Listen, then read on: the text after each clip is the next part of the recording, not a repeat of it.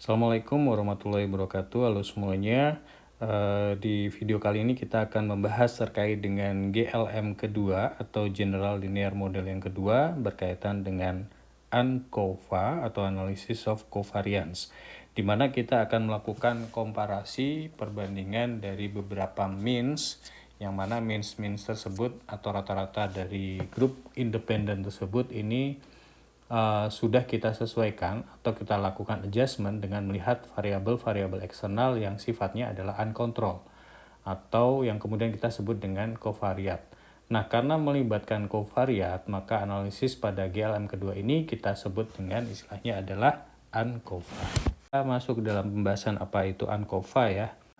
Di sini kita akan mencoba merecall ya diagram input dan output pada experimental design atau desain eksperimen, di mana input independent variable bebas yang biasa kita manipulasi dalam eksperimen itu akan berpengaruh terhadap outputnya atau dependent variabelnya. Nah, selain independent variable yang dimanipulasi tadi, ada variabel-variabel lain yang akan berpengaruh terhadap dependent variable. Baik itu variabel yang sifatnya adalah control atau bisa kita kendalikan, ataupun variabel-variabel yang sifatnya uncontrolled atau tidak bisa dikendalikan.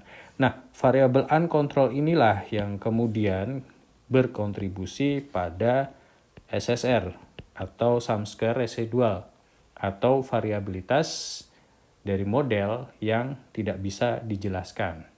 Nah, jika uncontrolled variable ini kita kendalikan atau kita ukur begitu ya, kemudian kita masukkan ke dalam analysis of variance, maka dimungkinkan pengaruh dari uncontrolled variable ini bisa ditekan atau bisa kita kurangi, sehingga hasil dari eksperimennya itu akan berpengaruh secara signifikan terhadap dependent variable. Caranya dengan masukkan covariat ini ke dalam model regresi pada analysis of variance-nya, sehingga akan menjadi ANCOVA atau analysis of covariance. Nah, analysis of covariance ini merupakan general linear model yang dia menggabungkan antara ANOVA dan regresi. Di mana kita tahu ya bahwa ANOVA itu kita mencoba memprediksi independent variable bagaimana berpengaruh terhadap dependent variable, di mana independent variable yang kita gunakan dalam ANOVA ini biasanya merupakan data yang bersifat kategorikal atau kategori, baik itu ordinal dengan skala ordinal ataupun dengan skala nominal. Sedangkan di regresi ini juga sama, kita memprediksi dependent variable dari independent variable, di mana independent variable ini biasanya bersifat. Nah, kenapa sih kita menggunakan ANCOVA untuk analisis gitu ya? Nah, setidaknya ada dua alasan kenapa kita memasukkan covariat dalam analisis untuk ANOVA-nya. Yang pertama, tujuannya adalah dengan adanya covariance yang kita masukkan dalam analisis, maka di sini akan mengurangi variance yang tidak bisa dijelaskan atau error variance-nya.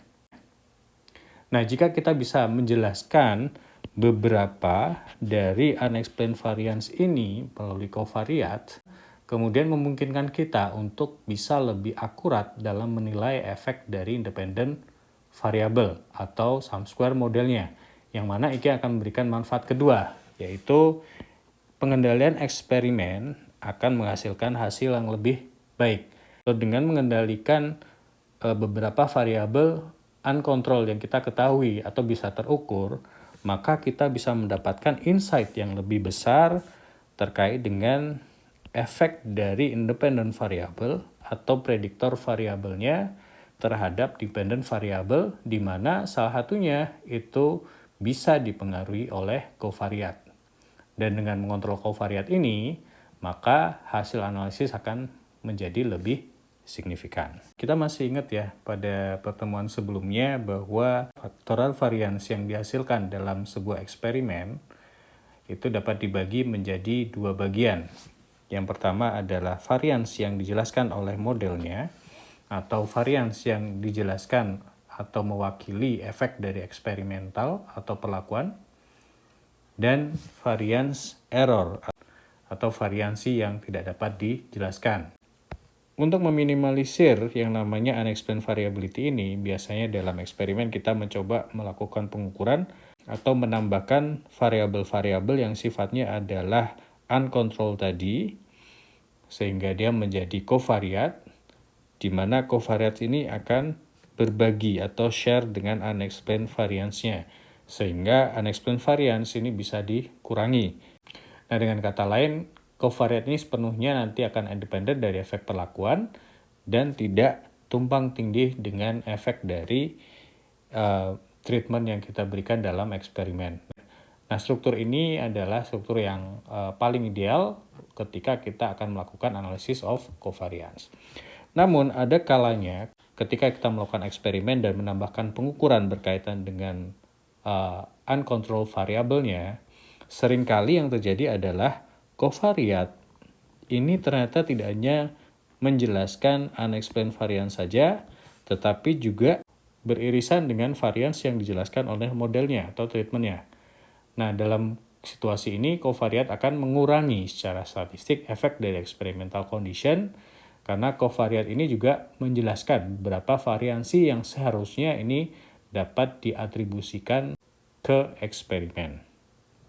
Nah, untuk itu biasanya dalam analysis of covariant ini kita perlu memastikan bahwa antara independent variable itu bebas atau independen terhadap covariatnya.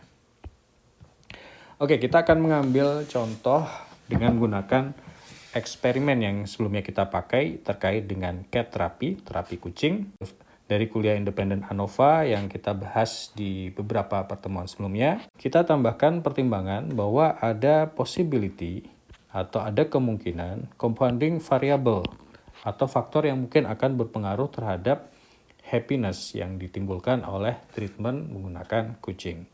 Nah, di sini kita akan melakukan replikasi dari cat terapi eksperimen. Kemudian selain kita mengukur dependent variabelnya berupa happiness, kebahagiaan, itu kita juga mengukur love of cat-nya sebagai covariat.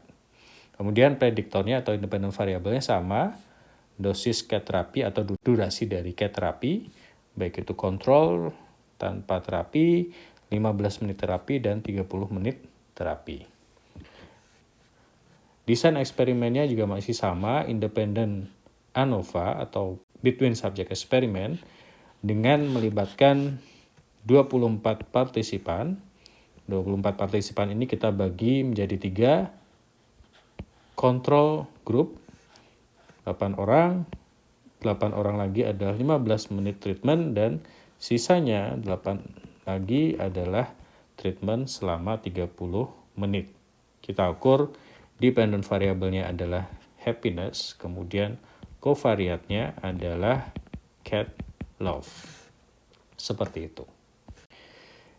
Hipotesisnya sama ya, sama seperti ANOVA, hanya saja di sini mu-nya atau rata-ratanya adalah rata-rata yang sudah di-adjust dengan confounding variabelnya, yaitu cat love-nya. Jadi hipotesis nolnya adalah mu kontrol, rata-rata dari kontrol yang sudah di-adjust, sama dengan rata-rata dari 15 menit yang sudah di-adjust, dan sama dengan rata-rata dari 30 menit yang sudah dilakukan adjustment. Kemudian alternatif hipotesisnya juga sama, setidaknya ada 2 mean atau 2 grup atau 2 treatment yang berbeda secara signifikan.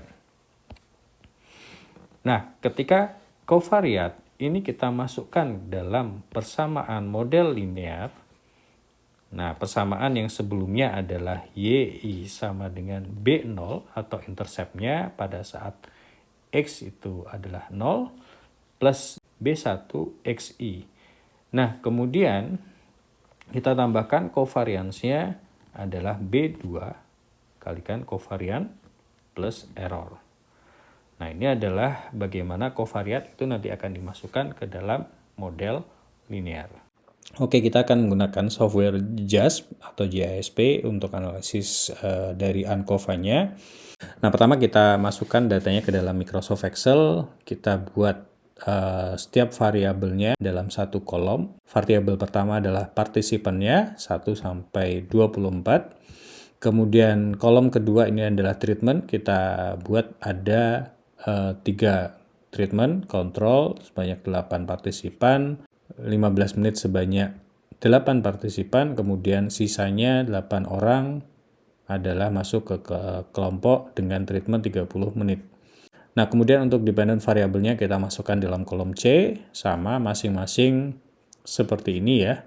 Dan juga untuk cat love-nya. Jadi untuk independent ANOVA ataupun ANCOVA yang independent, di sini kita masukkan data setiap variabel itu dalam setiap kolomnya. Nah, ini kemudian kita save dalam file berformat CSV untuk memudahkan analisisnya. Nah, di sini saya sudah analisis, kemudian kita save sebagai CSV dan kita klik save. Artinya di situ kita akan simpan ke dalam bentuk CSV seperti itu. Nah, selanjutnya kita buka software JSP-nya. Ini kebetulan datanya sudah terbuka ya, sudah saya buka.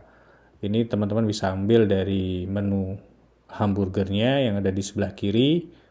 Klik open, kemudian pilih komputer, dan selanjutnya adalah kita navigasikan ke folder tempat kita menyimpan file CSV tadi.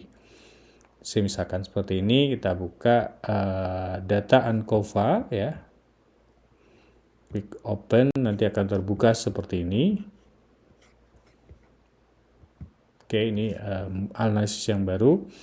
Nah, JSP ini akan men-set variabelnya sesuai dengan data yang masuk. Partisipan ini sebenarnya adalah nominal karena bukan data yang kontinu, maka di sini kita ubah menjadi nominal. Treatmentnya udah benar dengan menggunakan kategori call data. Happiness untuk dependent variabelnya ini kita ubah menjadi skala scale atau interval. Begitu juga dengan cat love-nya berupa data skalar. Nah, sebelum kita melakukan analisis lebih jauh menggunakan ANOVA, perlu kita pastikan bahwa covariat ini independen terhadap variabel bebasnya atau fixed factor-nya. Caranya bagaimana? Caranya adalah dengan melakukan ANOVA terhadap covariat yang ada sebagai dependent variable, kemudian independent variabelnya kita masukkan ke fixed factor-nya. Nah, di sini kita akan memperoleh hasil uji ANOVA-nya seperti ini. Hasil F hitung untuk variabel dependent cat love ini adalah 1,165. Nah, kemudian F hitung ini kita bandingkan dengan F pada tabel ketika DF-nya adalah 2 dan 21. Nah, ini kalau kita cek di tabel F ya, itu kita dapatkan nilai F tabelnya adalah 3,467.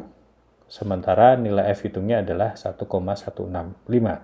Artinya di sini F hitungnya lebih kecil dari F tabel, dan bisa kita katakan bahwa efek dari treatment itu tidak berpengaruh signifikan terhadap variabel covariatnya.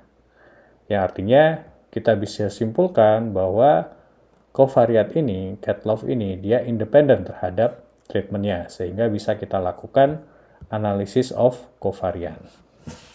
Nah, untuk melakukan analisis covariant, di sini kita masuk ke menu ANOVA, kita pilih yang ANCOVA. Windows-nya kurang lebih akan sama ya, menu-menunya ada dependent variable, kita masukkan adalah happiness-nya sebagai dependent variable, kemudian treatment-nya kita masukkan sebagai fixed factors, dan cat love-nya adalah covariat. Selain itu kita juga bisa mengestimasi effect size-nya dengan cara seperti ini. Kita klik estimate effect size, kemudian ada tiga opsi sebenarnya yang kita gunakan adalah total eta square dan partial eta square. Nah, sekarang kita pindah ke Windows yang di sebelah kanan ya, hasil dari uji ANCOVA-nya. Sebelum kita analisis untuk efek dari treatment terhadap dependent variable, kita coba analisis untuk yang covariate-nya, yaitu CATLOVE. Dan kita lihat di sini nilai F hitungnya adalah 19,011. Nilai ini akan kita bandingkan dengan F tabelnya pada saat F-nya 1 dan 20. Dan kita peroleh F tabelnya adalah 4,351. Nah, nilai F hitungnya lebih besar dari F tabel, ya, 19,011, lebih besar dari 4,351. Dan kalau kita hitung atau kita tampilkan nilai p-value-nya, ini nilainya kurang dari 0,001. Artinya terdapat pengaruh yang signifikan dari covariate atau dari CATLOVE ini terhadap happiness. Jadi kita bisa lihat di sini bahwa covariate berupa CATLOVE itu akan berpengaruh atau mempengaruhi tingkat kebahagiaan, terlepas dari apakah orang tersebut itu diberikan treatment kucing ataupun tidak. Nah, setelah efek dari covariate ini kita hilangkan atau kita keluarkan dari residualnya, unexplained variance-nya, selanjutnya kita bisa melihat atau menganalisis dari sisi treatmentnya, bagaimana pengaruh dari treatment terhadap happiness-nya. Kita peroleh nilai F hitungnya adalah 6,188, dan nilai ini lebih besar dari F tabelnya, yaitu 3,493. Jadi, karena F hitungnya lebih besar dari F tabel, dan kalau kita lihat di sini p-value-nya adalah 0,008, artinya kurang dari 0,05, maka di sini kita bisa reject H0, dan kita simpulkan bahwa setelah kita menghilangkan efek dari covariate, efek dari treatment ini adalah signifikan berpengaruh terhadap happiness atau kebahagiaan. Nah, bagaimana kalau misalkan covariate ini tidak kita masukkan dalam analisis? Jadi covariate ini kita hilangkan dari dialog box-nya, hanya tersisa treatment.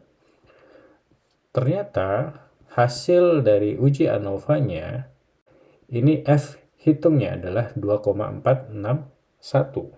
Sementara F tabel pada saat DF-nya 2 dan 21 ini adalah 3,467. Jadi F hitungnya dia lebih kecil daripada F tabel. Sehingga kita tidak bisa mereject H0 dan kita simpulkan bahwa efek dari treatment ini tidak berpengaruh signifikan terhadap happiness. Jadi di sini kita bisa lihat ya, bisa kita bandingkan antara ketika tanpa covariate dengan adanya covariate, ini ternyata bisa mengubah hasil dari analisisnya yang semula tidak signifikan menjadi signifikan. Nah, selain kita melakukan analisis terkait dengan ANCOVA, di sini kita juga bisa menghitung effect size atau seberapa besar pengaruh dari main effect-nya ataupun interaksi antar main effect ataupun covariate terhadap dependent variable. Nah, itu yang kita sebut dengan istilahnya adalah effect size. Effect size ini hampir sama seperti coefficient of determinant R-square, yang mana kita bisa hitung atau peroleh dari jumlah kuadrat dari modelnya dibagi dengan jumlah kuadrat total. Nah, untuk ANCOVA kita bisa mendapatkan dua effect size. Yang pertama adalah eta square yang kita hitung dari jumlah kuadrat dari efeknya, sum square effect. Ini bisa sum square effect untuk modelnya ataupun sum square untuk covariate-nya. Dan ini kemudian kita bagi dengan jumlah kuadrat total atau SS totalnya. Nah, selain eta square atau total effect size, maka di sini kita bisa menghitung yang namanya partial eta square atau partial effect size, yang mana di sini merupakan rasio antara variance yang dijelaskan oleh efek, baik itu treatment ataupun covariate-nya,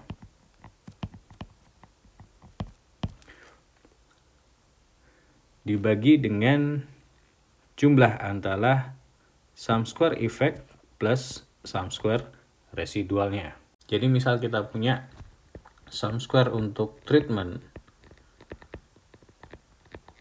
sebesar 16,695, kemudian SS totalnya adalah 69,32, maka eta square-nya adalah 16,695 per 69,32 atau sebesar 25,7%. Jadi efek size yang diberikan itu adalah sebesar 25,7% dari total variabilitas yang ada. Nah, ini adalah untuk total efek keseluruhannya. Nah, untuk partial etanya atau partial atau efek size parsialnya kita hitung dari SS treatment ya. Jadi SS treatment ya dibagi dengan SS effect plus SS residualnya. Berarti di sini 16,695 ya dibagi dengan SS treatmentnya 16,695 plus residualnya yaitu 26,979. Nah, kita lihat hasilnya ada di slide berikutnya. Jadi dari efek ini kita peroleh efek size totalnya adalah sebesar 0,257, 25,7%, di mana efek tersebut itu berpengaruh terhadap variabilitas totalnya. Kemudian kita juga dapatkan partial eta square-nya sebesar 0,382. Artinya di sini efek dari treatment itu berpengaruh terhadap variabilitas keseluruhan dari treatment dan residual itu sebesar 38,2%. Nah, kemudian juga sama untuk covariat itu bisa kita dapatkan atau kita hitung efek size totalnya dan juga efek size dari efek size parsialnya. Nah, setelah kita melakukan perhitungan terkait dengan efek size-nya yang ada di sebelah sini, karena hasilnya adalah signifikan, ada pengaruh atau perbedaan signifikan dari treatment terhadap happiness, terhadap dependent variable, maka kita bisa melakukan yang namanya analisis kontras ataupun juga post hoc test. Nah, karena kita punya hipotesis awal ya bahwa akan yang pertama ada pengaruh dari treatment terhadap dependent variable, terus yang kedua durasi dari treatment itu juga akan berpengaruh atau berbeda signifikan. Jadi di sini kita pilih menu kontras. Kemudian di sini akan ada faktor yang akan kita lakukan kontras analisis yaitu treatmentnya. Di sini ada beberapa option, ada deviation, simple, difference, Helmert, repeated, dan polynomial. Dan terakhir adalah custom. Artinya di sini kan mendefinisikan kira-kira kontras yang akan kita buat itu seperti apa. Nah, kontras yang pertama, kita punya 3 treatment, 15, 30, dan kontrol. Prinsipnya sama untuk 15 menit dan 30 menit itu kita set kontrasnya adalah 1. Kemudian kontrolnya ini karena harus minus, maka di sini adalah minus 2. Jadi kontras yang pertama adalah kita compare kontrol dengan treatment, baik itu 15 ataupun 30 menit. Kemudian kita tambahkan kontras yang kedua, kontrolnya kita set 0, kita compare antara 15 dengan 30. Ini kita set misal 15 menit ini adalah minus 1 dan 30 menitnya adalah plus 1 ya. Maka akan kita dapatkan hasil dari custom kontrasnya seperti di Windows yang sebelah kanan. Yang pertama adalah komparasi pertama, yaitu kontrol dengan treatment 15 dan 30. Ini kita peroleh nilai t-value-nya adalah 3,5 dan p-value-nya 0,002 atau kurang dari 0,05. Sehingga bisa kita simpulkan bahwa terdapat pengaruh signifikan dari treatment terhadap dependent variable-nya. Sementara untuk kontras yang kedua, antara 15 menit dan 30 menit, ini kita peroleh nilai T-nya adalah minus 0,101 dan p-value-nya mendekati 1 yaitu 0,92, lebih besar dari 0,05, artinya di sini antara 15 menit dan 30 menit itu tidak berbeda signifikan. Nah, selain kontras analisis, kita juga bisa melakukan post hoc test. Caranya sama, treatment kita masukkan ke kolom yang sebelah kanan, di box yang kanan, kemudian kita bisa pilih 2K, CV, Bonferroni, Holm, ataupun SIDAC, tapi di sini kita akan pakai 2K. Kemudian kita berikan tanda ketika ada perbedaan yang signifikan.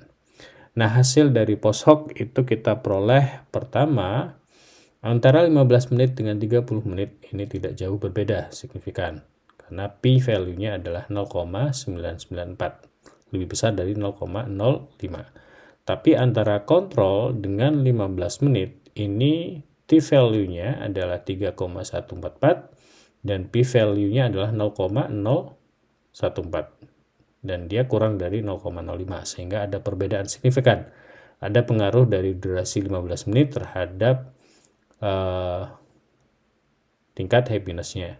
Begitu juga komparasi antara kontrol dengan 30 menit kita peroleh T hitungnya adalah 2,91, p-value adalah 0,023. Jadi ada perbedaan signifikan antara kondisi kontrol dan 30 menit. Nah, itu adalah bagaimana kita melakukan analisis of covariant, mulai dari kita memasukkan treatmentnya, kemudian menambahkan covariatnya, menghilangkan covariatnya lagi, dan bagaimana hasilnya. Termasuk juga kita melakukan kontras analisis terhadap data yang kita punya dengan cara yang pernah kita pelajari sebelumnya, dan juga terkait dengan post hoc testnya dengan menggunakan metode 2K HSD, seperti itu. Oke, itu untuk materi dari pertemuan ini. Selanjutnya, silakan teman-teman mengerjakan tugas yang ada di Elok.